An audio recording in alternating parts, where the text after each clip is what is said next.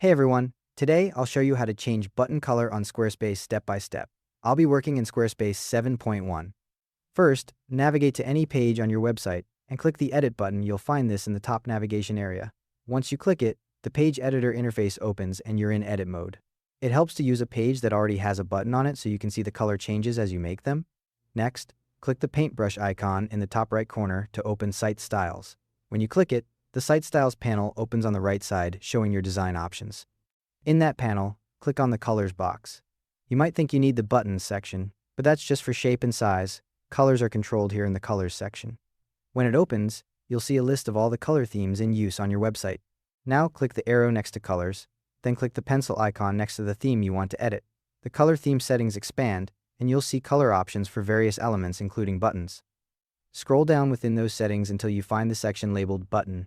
Here you'll see primary, secondary, and tertiary button options. Each one has settings for both background and text colors. Click the color circle next to the button background you want to change, for example, primary button background. A custom color picker window opens. You can slide across the picker or switch to the palette tab to choose a color from your predefined palette. You can also enter a hex code if you have a specific color in mind. After setting the background, click the color circle next to the button text option, like primary button text. The color picker opens again. Make sure there's enough contrast between your background and text colors so the button stays readable. As you make these changes, look at the main editor window. Your buttons update in real time so you can see exactly how they'll look.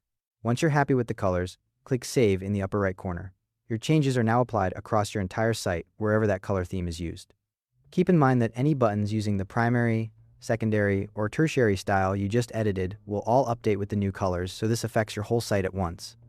Also, if your buttons are set to fill, the background color fills the entire button. If they're set to no fill, that background color applies to just the outline and text instead, then fills the button when someone hovers over it.